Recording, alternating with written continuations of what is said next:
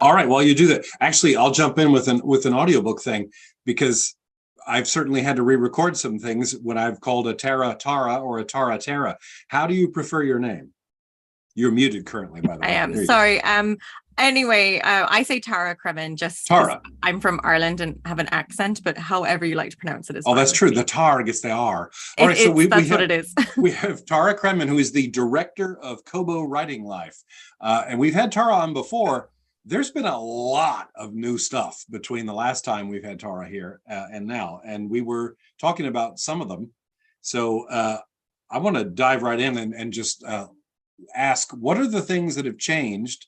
What have you added to Kobo Writing Life in the last year? So with Kobo Writing Life, we're always working on some stuff in the background. So I believe maybe I talked about this last time as well, but we have got audiobook publishing capabilities through Kobo Writing Life. So you can publish both your ebooks and your audiobooks in one easy place. There's no exclusivity required. You can set the pricing in 16 currencies, set a pre-order, everything. And we process all of the content in-house. So your audiobook can be published like within 24 hours, which is probably one of the fastest in the business, which is really, really great. And then in addition to that, we've been really focusing on the subscription market, that different kind of readership that wants the all you can consume model. So we have been rolling this out in select territories. We started off in Europe, and now we've been rolling it out in our kind of main English areas. So in 2020, we launched Kobo Plus in Canada. And then last year we launched in Australia, New Zealand, and more European territories as well. So it's in 8 territories right now. And the big thing with this is that it's non-exclusive. It's a subscription platforms where you can opt your books in. So I always think if you're a publishing wide as an author, I would just opt it in if you're publishing in every geo, because it really is just getting your books in front of a different type of reader, this subscription reader that wants to sort of consume everything that you have that they can. They tend to sort of, follow the feel of the book and the genre rather than kind of patiently waiting for an author to release a new book. They just want the next thing. So we've been working on that, and it's been going tremendously well. And then in addition to all of this as well, we really want to make our analytics a bit better. I know that authors are really data hungry. So we have been working a lot on our dashboard at the moment to combine all of their audiobooks and ebook sales in one easy place. So there's like a nice graph where you can see how your sales are doing. One of the newest things that we've added to this dashboard is the ability to see your pre-order numbers, which I know is really important. I think it was probably one of the top asks that we had from authors. And we've also added the feature where you can download an exportable CSV file or an Excel file. So you can actually download your live data, and you don't have to wait because we don't send them. We upload your sales reports once a month in the payment information section of your account. But this lets you download kind of more like a more up-to-date data, like just to give you a live overview. So you can sort of see how your stuff is doing kind of regularly on a pretty live basis. So we have ebooks and audiobooks at the moment, and we're working on then adding the Kobo Plus stats to this, because I know that that's so important for authors to be able to see how their books are doing in the subscription service. It's one thing to trust me that it's doing well, but we want to also show you the data as well on a live basis. So yeah, I think that's everything on the Kobo Writing Life side that I can think of off the top of my head. And I can tell you about some of the Kobo initiatives also, if that's helpful, or do you want me to wait? Well, I think I've got a lot of questions about, sure. about the Kobo Plus and these subscriptions, because I don't remember discussing subscriptions last time. I think the number one question people are going to ask with a subscription-based service, like if you have a book that a la carte's for $20 and someone gets it as part of the subscription, what do you take home? Right. So it is a revenue share model. It's very similar to the way a lot of the other subscription services work. So in each geo, we have the total number of subscribers. So we have all of the amounts that they've subscribed in a certain month. So this makes our sort of total pool, for lack of a better term. So a total pool of money. One of the main differences then that we do is that we calculate the minutes that your book are being read. So it's how long your book is staying open. It allows us to calculate ebooks and audiobooks sort of at the same rate. We can treat them all the same. It also reduces a lot of gamification that, you know, can be apparent on kind of other subscription platforms. So what we do with this revenue pool is then we divide it by the total number of minutes that has been read in that month. And then that gives us our value per minute. And then this is multiplied by the total number of minutes that your book has been read. And then the authors receive 60% of that. So it's a little hard to follow along when I'm just saying it, but sometimes it's easier to see it written down. We have lots of good help documentation that makes it pretty clear and easy. But it's so someone's got a bunch of borderline novellas, they're not going to make as much if someone has the same amount of novels. Exactly. It is sort of, you are getting your money's worth more on the longer content. And with that, we do see box sets doing extremely well. Box sets already do very well on Kobo. Our readers really enjoy them, purchasing them. And then we're also seeing this reflected in the subscription platform as well, that it is sometimes some of the top reads that we see. But something to keep in mind also when we're doing minutes read is that you're also getting paid for rereads. So it's the whole time that the book is being open and held, you know. So anytime somebody else is, you know, has downloaded it and want to read that novella again or read that chapter again, you're also getting paid for that as well. Really? I've never heard of that ever. So if somebody reads your book 3 times, you'll get a portion 3 times. Exactly. It's all about like the time that your book has been open and the time that a customer has spent on it. That's different. Wayne, do you have any questions? Because I've got a bunch. You're muted. All right. Well, Wayne unmutes. Let me ask, have you considered, that's right. Are audiobooks available a la carte though? Yes, audiobooks are available a la carte. And then it's sort of, Kobo likes to take what we call a globally local view of book selling. So we are a global company. We sell everywhere. I mean, I think with some of our authors, their maps are showing that they're sold books in 160 odd countries. But we do understand that there's local nuances to the different ebook markets. It's why we have colleagues on the ground in Europe in different areas that are very focused on them. So our Kobo Plus model and our audiobook model, they're not exactly the same in every single territory. So in some territories, there's a la carte audiobooks, and then there's Kobo Plus audiobooks. And then in some areas, there's Kobo Plus audiobooks, there's a la carte audiobooks, and there's a subscription audiobook. So it really differs on the region. But just they will always keep the a la carte option for the audiobook purchasing in addition to any subscription option. Sorry, I had a technical issue. Actually, it's not a technical issue. I just can't find things on the screen because I can't see very good. But anyway, going back to Kobo Plus, I look forward to getting at the end of the month that total number of Kobo Plus downloads. And is there any plan to make that more available on a faster, like live? Absolutely. So it's time, so it's up to date with the sales.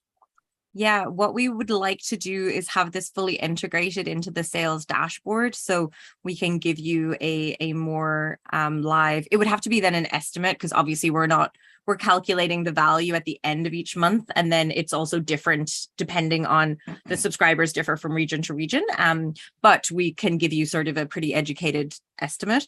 So yes, we are planning on kind of including that a bit more up to date, or at least even integrating the sales reports into a more readable space, so you can have them and easily compare with your ebook sales to see what you're doing. So I never like to give timelines. It was a little bit more complicated than we thought it was when we were building this, but the team are actively working on that at the moment. So we hope to have it very soon. That'll be great. Yeah. So here's something, because you're doing a lot of things that Amazon does, but I like already what you're saying. Like some of these, I'm like, that's actually better. But have you considered something where someone can get the ebook and the audio for a reduced amount if they do both? Definitely kind of consider all of these things and would never say no to any suggestions. It's not something we have at the moment. I know with the cost between the ebook and the audiobook, we don't have it right now. However, having a subscription service like Kobo Plus, where somebody could subscribe and have a different tier where they get both the e and the audio in Kobo Plus, that sort of would allow them to do that. So yeah, that is in certain areas right now, but not in everywhere. It depends on the geo. But and I guess a lot of people would say, well, if I'm with Findaway, why would I go directly to Kobo? And I'm wondering that if you do go directly to Kobo, do you have access to some kind of deals or special pricing where you can get your audiobook on a list or something for the month? yeah, we have promotions that are available just for our Kobo Writing Life authors. So if you're familiar with Kobo Writing Life, you might already know that we have this, it's kind of like the worst kept secret in the world, this promotions tab that everyone knows about, but just you have to ask for, just because we have authors all over the world, but we're primarily doing promotions in the English language first. So that's why we just sort of enable it as we go. So we have these for ebook promotions a lot. And what we're planning on doing is integrating audiobook promotions to be part of this as well. But in the meantime, we're actually running the audiobook promotions through a mailing list. So if anyone is interested to be on this mailing list, they can email the team at writinglife@kobo.com and we can add you. So we have a romance promotion that sort of runs every month. It's like a romance escapes. And then we do different seasonal promotions. So we just had a KWL specific one in September.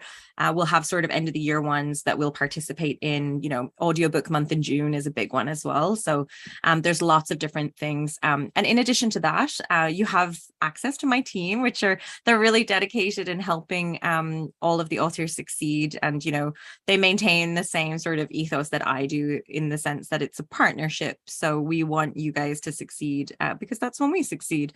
So as a sort of additional aspect of coming direct, my team can also make promo codes for any books. So we can do this for audiobooks and for ebooks. So that might be a great way of showing you what's or showing your readers what's available. And with the audio promotions, one thing that's kind of unique that we do as well that we don't do with ebooks is that we actually have shareable social assets. So you can kind of have these Kobo audiobook, just insert your cover, and then that can be shared on whatever social platforms that you're using to promote. That's great. One of the reasons I think a lot of people will stay with Amazon only or Audible only is just the exposure. And one of the best ways to get exposure outside of them, as you may know right now, is Chirp for audiobooks or making use of the Amazon KDP countdowns. So for each of these other stores, to have their own way of doing that, I think is a big inspiration for authors to consider going wide, as I am doing right now. Totally. And it's definitely it's a growing market and it's just taking off. I mean, audio is such a buzz at the moment with all the changes and everything that's kind of happening in the industry. So it's a pretty exciting place to be. And even if you were like not wide at the moment, I think it's good to know what's out there for some of their future down the line. It's you don't have to be one thing forever. I like how fluid everything is. You can decide where you want to put your books. You can take as much control as you want over everything. That's great. How many countries are we up to now, Tara? For Kobo in general, I think that we say we sell in over 190 countries, which I believe is maybe all of them in the world.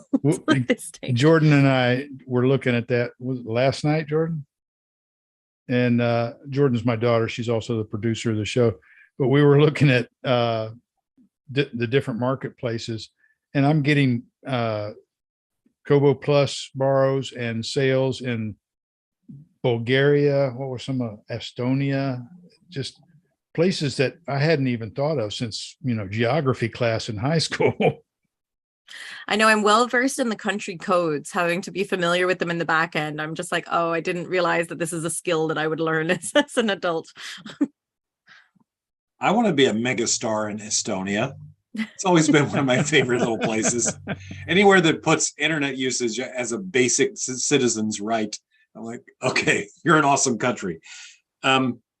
Let me ask about the audio. So if someone goes direct to you, do you have some kind of software gatekeeper to make sure that if a narrator records something in his bathtub with a USB snowball mic, that the quality is up to snuff? We kind of, for audio, it's tough, right? It's harder because we have a team that spot check books, but it's not like the bandwidth to listen to every single file is quite difficult.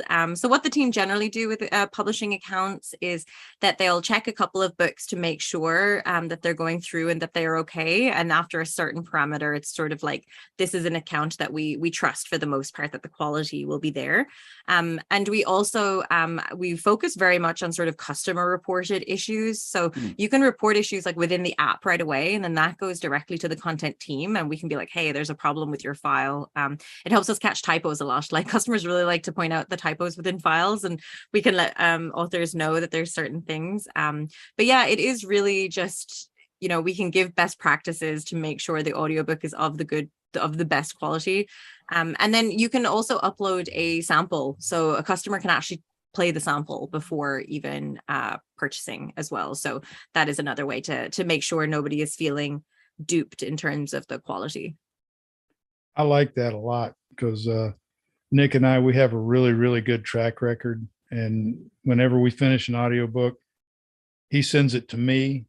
I listen to it and read along with it for probably the 8th or 10th time. And he's always finding some little tweak that can be made. And I'm always finding something that he missed. And by the time it's done, there are no mistakes. We just don't have them anymore. We got it down to a science. 5 days, start to finish. Wow, that is fast. It's really fast. He does a quarter of the book a day. When he finishes, he sends it to me. I'm listening to it while he's doing the next quarter. I send him, and we just keep on going right through the end, and then exchange notes, and everything's done. Not every narrator does that, I'm sure. I can't imagine they do, unfortunately. I wish that there was this much attention to detail. It would make everyone's lives a little easier. Well, we both have like minds, and we've, after how many books now? 32, Nick? You're the one that's going to have to tell me that. Because I do have other authors, although sometimes it doesn't seem like I do. There are over 30 books. I mean, wow. We've developed more than just an author narrator report, and we've become close friends. We hang out, we talk on the phone, exchange ideas, and we collaborated on several books. Nick's also an author, but not everybody has that kind of a relationship with their narrator, and that's not good. No, I love that though. I really I think it can be overlooked, the narrator importance to an audiobook. I was at a conference recently where readers were really, there was sort of a moment where it was like, put your hands up if you follow a narrator and read everything that they, or like listen to everything that they read. And like, I think probably the majority of the room put their hands up being like, yeah, we follow certain people around and we like this narrator for anything. And I'll listen to him narrate the phone book. It was that sort of comment.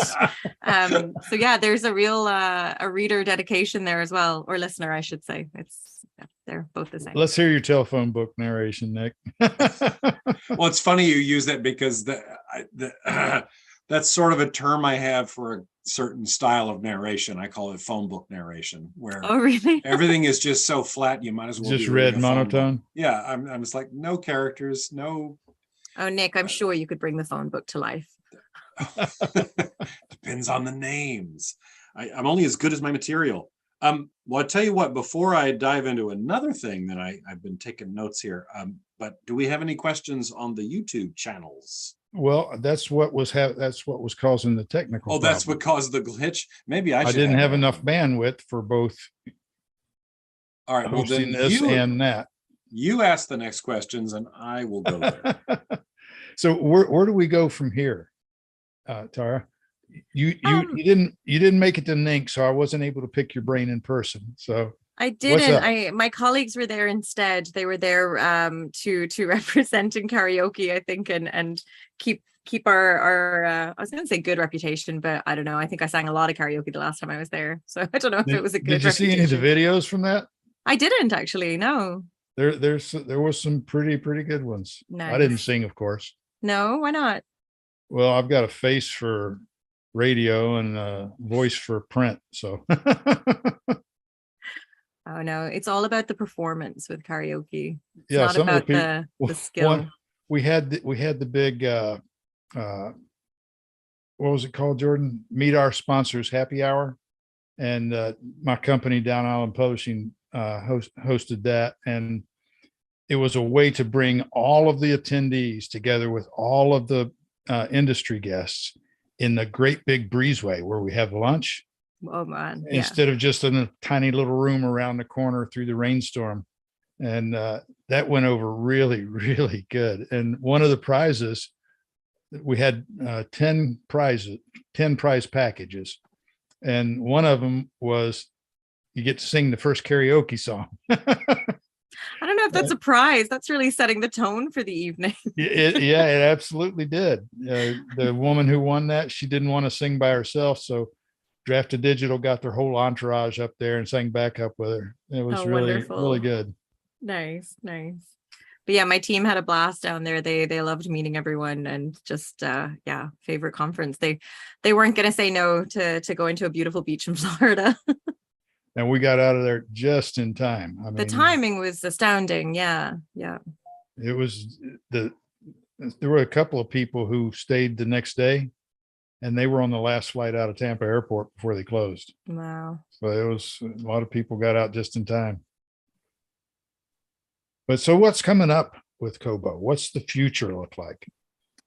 So the future is bright as always. We kind of continue to expand and build upon different partnerships that we have in our retail space. And I think people may not know a lot about the Kobo e-reading devices that we bring out. And I mean, I certainly consider ourselves to be extremely innovative in the e-reading space. They've changed a lot in the 10, 12 years that Kobo has been creating them. And we design and build everything ourselves in-house. And because we don't sell anything but ebooks and audiobooks, we're very focused as a company on the digital reading experience and wanting to make it the best that it can be. So the latest device that we have released is called the Kobo Clara 2E. And what's really special about this is that it's our very first device that is been made with 90% ocean-bound recyclables, recyclable plastics. So we really want to try and make our mark in the kind of areas of sustainability when it comes to our devices. And it's just a really great one. It's waterproof. It is up to 2 meters. I checked the spec for you, Wayne. So I don't know if that's that's good. That's at least good for snorkeling. You could take it with you while you're snorkeling and follow a terrain map on the reef. Exactly. Yeah. Maybe not for your scuba diving, but you could certainly take it with you snorkeling. But this device also has ebook and audiobook capabilities in the one place. So you can connect to your Bluetooth headphones or your Bluetooth speakers to access your library for both. A couple of our devices have that now as well. So that's the Kobo Clara 2E. So the 2E is the 2 for eco. The more eco-conscious device is how we are. I really like that. I can hear all the tropical authors going, yay. How large is it? I don't have I have the specs up. I could tell you without showing you my hand. Give me 2 seconds. Oh, it has a 6-inch screen. So it's an e-ink Carta 1200 touch screen. It also has dark mode, and it includes the Comfort Light Pro, which is, how it can shift to that orange light. So when you're reading at night, it's not going to give you the blue light that can actually keep you awake. It's more of a subtle read. I really like it because you can just read with the lights off and then just use this as a really subtle thing. And it also, all of our devices too have overdrive access built into them. So you can also access your library system. All you need is a library card number to be able to get books through your device. And then some of the other ones we have, so I have the Kobo Ellipsa, which is one of the larger ones here. But what was sort of very different about the Kobo Ellipsa is that it was our first device that this also has ebooks and audiobooks, but it also has note-taking capabilities. So you can actually take notes within your file. You can mark up your EPUBs, and everything's integrated into Dropbox. It's making me give it a title. But so yeah, like you can draw, write notes, do everything, and mark up. So if you wanted to share any files, if you were editing them, you can mark up your EPUBs, sync it with Dropbox, and kind of do it very easily. So this is sort of the larger version device. It was the biggest device that we've ever created. And then after this one, we have a sort of smaller device, which I think is also maybe a 6-inch, which is the Kobo Sage. And that also has note-taking capabilities and audiobooks. Oh, it's 8-inch. Sorry, the Sage is an 8-inch. I believe this is a 10-inch. So you can kind of compare the difference. Huge. Yeah, I like it because I take all my notes with it while I'm just, And Carrie, if you make that note taking, that would be ideal for like book clubs. Totally. To have keep your notes and flip to page whatever, and right there's your notes right there. Now, is it possible to? Here's my fantasy: that if you are a Kobo Writing Life person and you have one of these pads and you've got an EPUB uploaded, and you paid for an expensive editor and a proofreader, and 6 months in, someone finds 2 typos. Can you go in and make the changes yourself, or do you got to go back and reformat and all that? You got to reformat the file originally. See? I know. That's a great idea, though. I will take you an idea. I know. I'll take that one back to the team. That Atticus is looking better and better. Let me check. I don't think we have any questions yet. B for Bell says hello. Hi. But that's it. So we got to keep asking here. Let me ask about the newer one. So it's only a 6-inch. Is the newest one pretty small? Yeah, so it's the second generation of one of our most popular ones, which is the Kobo Clara HD. So it's a 6-inch, which is sort of your standard e-reader size, just sort of compact. It's pretty good. The difference really between the Clara and the Sage is the materials that they're made with, but then also the Sage has the buttons that we have brought back sort of on the side here. So you can turn page by like touch screen, but we also integrated the buttons back because that was sort of an ask. And I personally, physical buttons to change the page, which I personally like to use. I like to do both, but I feel like buttons make sure I'm not like skipping too many pages or anything. But all in all, it's just a kind of a way to show, and these devices, if you have Kobo Plus in that area, you can access Kobo Plus as well. So when I talk to Kobo Writing Life authors, I kind of describe the 4 types of readers that their books are now available to. So we have your sort of traditional reader, the person that is kind of buying books, buying ebooks online and reading them. And then there's your subscriber, you have your listener, and then you have your borrower with your person that really goes to the library and takes books out from there. So all of those readers are served in each Kobo device. So we try and make sure that they're kind of customizable to however you want to read. So again, back to the ethos that we really just, we're not trying to get our customers onto our site to then upsell them anything. It's all about just kind of or like to sell them a different product.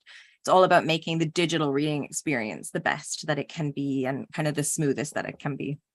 Now, you've mentioned library twice now, and a lot of our viewers are going to be, it's an ebook or it's an audiobook. It's not a library book. And a lot of people just don't understand that you don't even have to drive to the library anymore. You just go to your local town library online and borrow an ebook or audiobook digitally without having to even get in your car. And that just floored me when I learned that. It's only been a year or so since I found out. It's very easy. And it's definitely something that throughout the pandemic, I think people really learned about libraries when they were stuck at home, and the digital stores were open, but their bookstores weren't. And I think that the librarians definitely, the libraries served people very well when they were stuck at home, so they were able to access digital ebooks and audiobooks. So when you're publishing through Kobo Writing Life, if you want to get your book into Overdrive's library system, you can do it very easily through the rights and distribution section. All you need to do is set a library price, and then it gets distributed through for you. So yeah, it's pretty easy, and we've seen the kind of popularity for indie titles just kind of continue to grow throughout these past couple of years. Yeah, it's the future for indie publishing is just, I forget who it was. I was listening to one of the presentations at NINC, and I think it was Kevin Tomlinson with Drafted Digital. And he was saying that just 2 years ago, when you mentioned the word publishing, then the natural tendency for the person you're talking to is to think traditional publishing versus indie publishing. Now, when you say publishing, it's the other way around. They think indie publishing versus traditional. And it used to be the school of thought was, if you couldn't get a traditional book publishing contract, you indie published. Now it's, if you can't indie publish, you traditionally publish because you lack the skills or the technology. And that's gone away with all the different marketing tools available through not just Kobo and all the different retailers, but also individuals and businesses are growing up around this support system.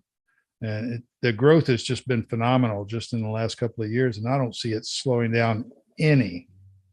No, I mean, again, it's back to that fluidity. So we're seeing more and more people become hybrid. So maybe you want to go the traditional route with a certain series that you have. Maybe there's something that you just kind of really want to lean on the publisher for. But I think what authors sort of fail to realize sometimes is that you are still doing the marketing, like you are still doing the work, regardless of how your book is published. So a lot of it is, do you want to control the speed that your book is published? Do you want to sort of maybe make money more quickly upfront by having those monthly payments when you're taking the control over it? Or do you want to sort of have this slower pace where you're maybe waiting a year, 2 years for your book to come out? So, but I think that there's room for this back and forth. I think indies, a lot of the authors had been traditionally published at some point and learned a lot along the way, and are using that to then start their own companies and start their own kind of small presses, or even if it's just their own author publishing company. And then I think that they're, taking that learnings, and then, like you said, the traditional publishing industry is also learning from the indies, because indies jump on new trends more quickly. We talked about subscription services. Indies are the one that are jumping on this because they see the opportunity. They're not afraid of trying something out if it means that they can get to another reader. And I think that's, it's always very exciting. Yeah, traditional publishing houses, they're not open to new anything. They want to keep doing everything the same way they did it in the 1800s. But yeah, it's come a long way, and I don't see the future being any less bright. In fact, if anything, I think it's going to be better. There's going to be more advantages for indie authors, more opportunities, and it's just, everything's looking really good. Let me ask a question. Because I think we tore through some stuff early on because I talk so fast. Really but sorry, I also talk very quickly. So sorry. Well, I would say, give us like a concise description of what Kobo Writing Life is versus Kobo Plus, because I'm guessing one has more to do with subscribing and specials and things, and the Writing Life is, well, you tell me. Yeah, so maybe it might help to sort of give a little background about what Kobo is. So Kobo is part of Rakuten. Rakuten is our parent company, which is a Japanese e-commerce giant. You might be familiar with them as, they're quite well known for the Rakuten.com in the US, but they're also sponsor of the Golden State Warriors. So that's always a fun little thing that people recognize. So Kobo is one part of the kind of digital media section of Rakuten, as Rakuten have these arms in lots and lots of different areas of e-commerce. So we're kind of selling, we're their digital book arm, and Kobo Writing Life within that is a way for authors and publishers to get their books onto Kobo to sell, and also through to our partner retailers in addition to that as well. So Kobo Writing Life is sort of like the distribution option to get onto Kobo. And then Kobo Plus is the subscription model that's in certain areas. So in Canada, we have Kobo Plus. It's in Australia, New Zealand, Belgium, the Netherlands, France, Italy, and Portugal. So if you're a customer in any of these countries, you have the option of signing up for, I think it's $9.99. Actually, it's all different currencies, so one of them has to be $9.99 a month for all you can read or listen to. So then you can sign up and have, as a customer, access to this library, but you can also purchase books as well if you want. So through Kobo Writing Life, you can opt your books into Kobo Plus if you'd like. No exclusivity. I think that's kind of the main thing that I should probably stress a ton, is that it's kind of against our ethos to really ask authors for exclusivity. We think that you should be publishing your books in as many places, just to however anyone wants to read them, so that you can reach your readers. So, we also built out the distribution to Kobo Plus to try and enable the authors to have as much control as possible. So you can remove your books at any time. There's no restriction. I mean, obviously, I'd encourage you to leave them in to gain traction. But we also allow authors to select the regions that they want to put their books through. So, maybe you're a bit hesitant about putting something forth in Canada, our biggest market, but you could try it out in the Netherlands. This was created in the Netherlands. It's been there since 2017 now, I think. And it's been going really, really well. So yeah, there's always the option of trying some of these smaller countries, and you never know, that might lead to sales, like you were saying that you have your sales in Bulgaria and Estonia. We have people that report on having sort of like a la carte sales in the Netherlands that they would have never had before, having them in the subscription platform. You left out one of the partnerships that I think is really cool. If you're listening to this, I'm talking to the audience now. If you're listening to this and you're walking through Walmart, stop and buy an ebook or an audiobook from Kobo. Absolutely. They're available through Walmart. I know. I should have had that right at the top. So Kobo Plus is kind of like Kindle Unlimited without forcing you to be exclusive, plus Audible without having to subscribe to that. So you can subscribe for this and you get page reads for free and you get audiobooks for free. Yeah, for free, for whatever the monthly cost is. Yeah, it's a very similar business model essentially, but yeah, we wanted to take away the exclusivity to just allow you to have your books in as many places as possible. Yeah, I didn't know it was audiobooks too. I knew it was ebooks. But wow. And I'm supposed to be the wide guy on top of everything. Well, we haven't quite built out the audiobook part yet. That's coming for the Kobo Writing Life side. So maybe that's why you weren't aware. You can't see it just yet, but it is coming. So. Well, I have a question here. I'm looking at the time, so I think we have time for this one. Sure. As you're probably aware, a bit of big news in the ebook world in the last couple of weeks was that Amazon is finally caving to people complaining about books being read in their entirety and then returned. If someone has their book with Kobo, do you have limitations on returns, or can people read the entire thing and just return it? We do have a return policy that I think if you kind of go to kobo.com at the bottom, you can sort of see the return policy. Off the top of my head, and don't quote me on any legal policy, but I do believe it is like a 14-day return, something similar. So, but we don't we haven't had reports of the same dissatisfaction. But yes, we have a sort of return policy that's available on kobo.com. Gotcha. But And is there a mechanism in place that would prevent somebody from buying the book, reading all of it, returning it, and then buying the second book and reading all of it and returning it? That's the problem that Amazon had for quite a while. Yeah, I think that there's definitely that we have a lot of checks and balances in place on the back end for that sort of stuff, and we try and make sure that we're not having fraudulent purchases. We want to make sure that they're like legitimate and that we're pleasing the customers that are kind of wanting to read those books. And the audiobooks, let me go back to that, because I was thinking, well, Audible, you pay your $14.95 or what have you, and you only get a couple books a month. Can you listen to as much as you want? So it depends if there is, I know we have so much to offer. I think the easiest way would be to go to kobo.com in your area and see what there is to browse. But in general, so we do have a similar monthly audiobook subscription. So if you were to subscribe, you would get a token for one book a month.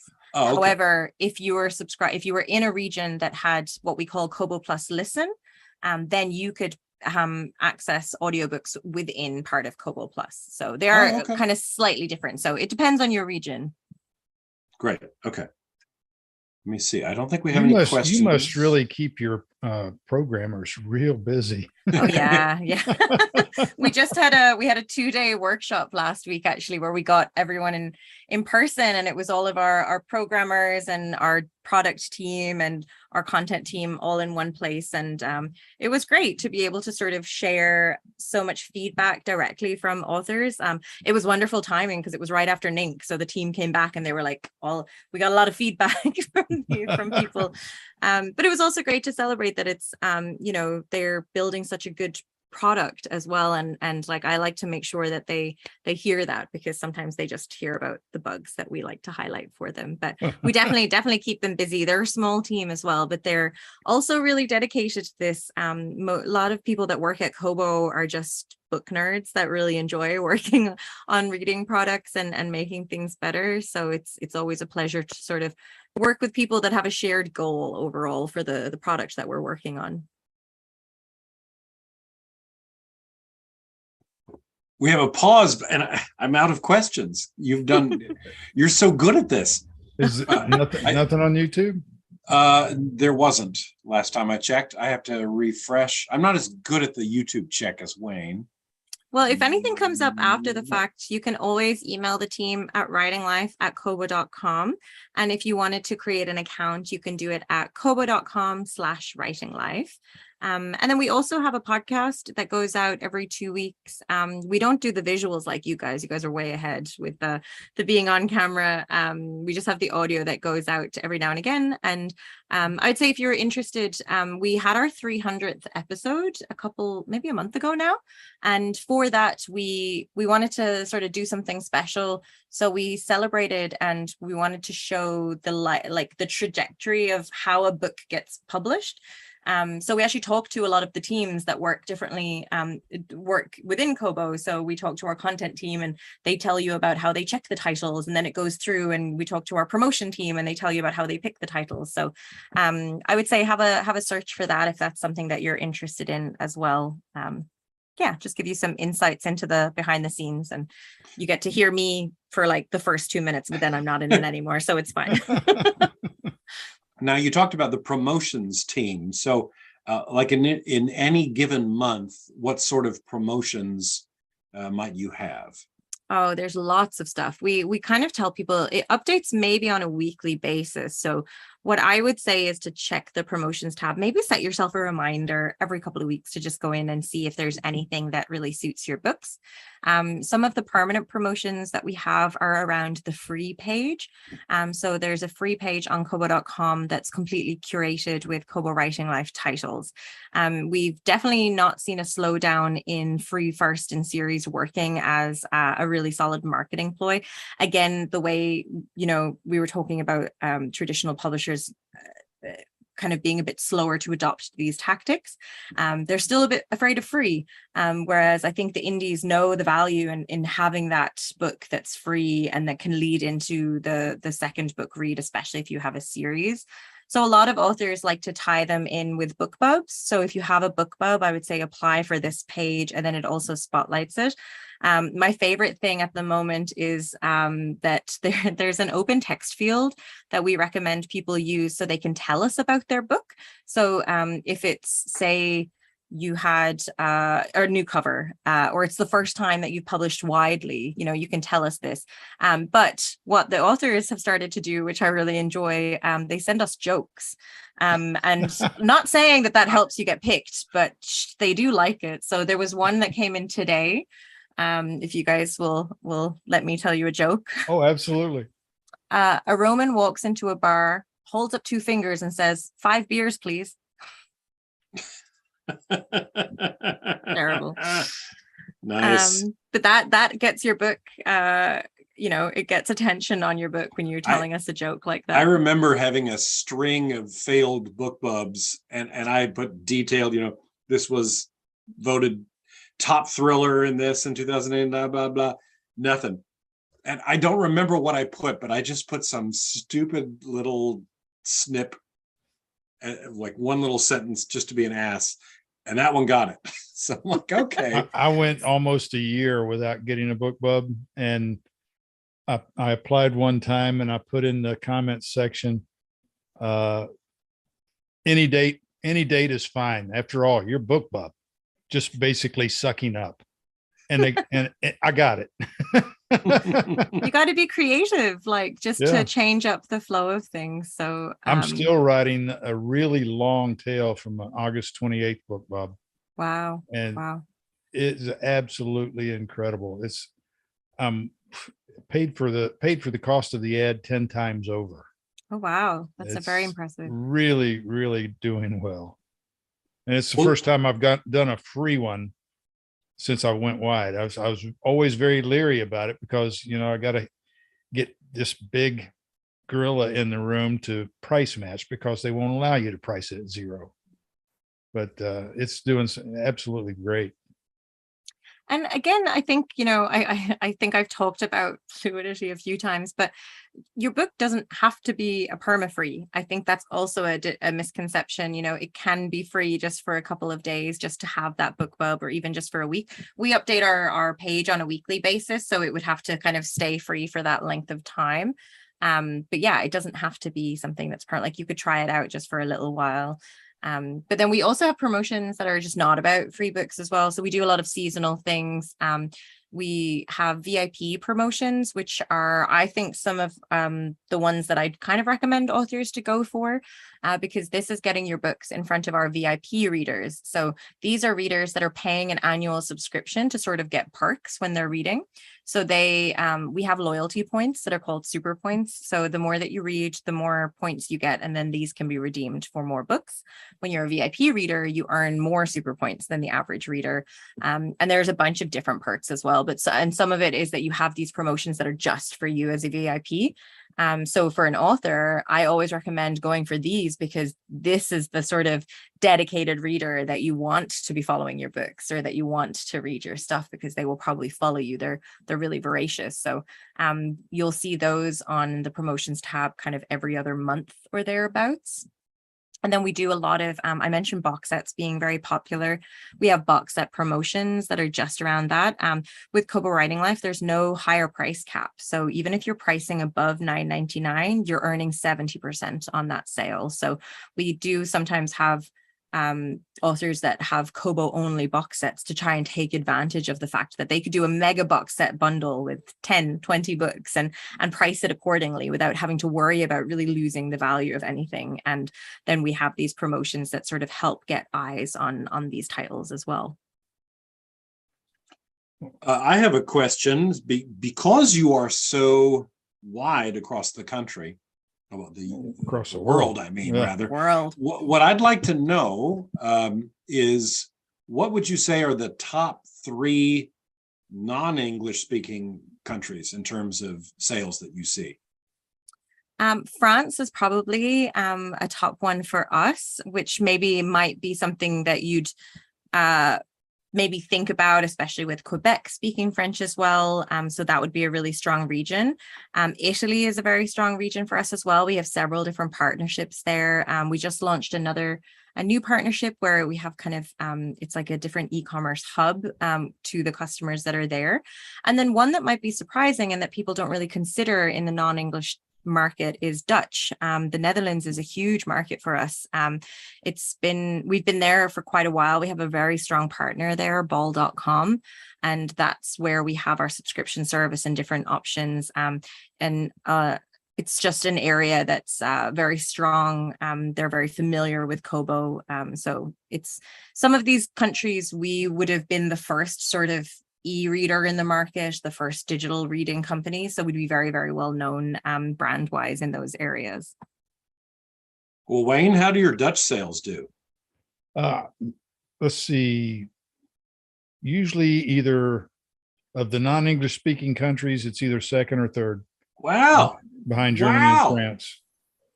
They're always ahead of all the other European countries, but it's usually Germany, France, and then Netherlands, or Germany, Netherlands, and France. The first two books in my deep series take place in the Netherlands Antilles, and on Amazon, I just don't, I think I've maybe had 10 Dutch sales in the life of the series. So this is making me think, Yeah, quite a few, I would say probably 30% of my Netherlands sales are from Kobo.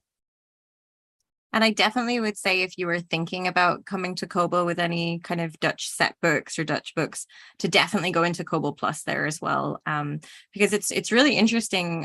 What I've been sort of doing a little this year, now that we have all of these markets, is really looking at where our like different authors' books are being read in Kobo Plus. And it's so surprising that there's some of them that only have English books, but the Netherlands will make up 60% of their Kobo Plus earnings, and it's very interesting to me because there's a strong English reading market and a Dutch reading market in that area. So it's an interesting one. It's one I wouldn't overlook. France, Italy, and the Netherlands. And you didn't say Germany. I mean, that's not to discount any other regions. Those are just sort of maybe the main ones that we're focusing on. And we have Kobo Writing Life colleagues on the ground there that are working on promotions for authors in those specific geos as well. So going back to what I mentioned about sort of a globally local view of book selling. So we have, we just newly hired somebody in the Netherlands, actually specifically for Kobo Writing Life, to build up that platform and relationship there with the local authors. So hello, Susan.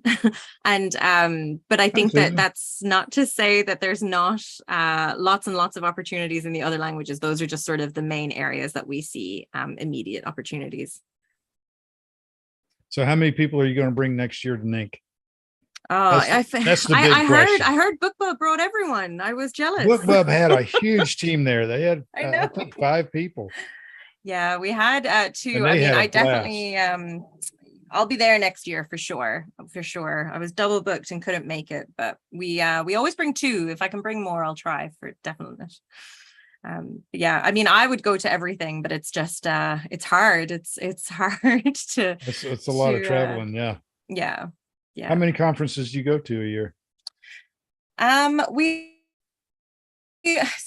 really have.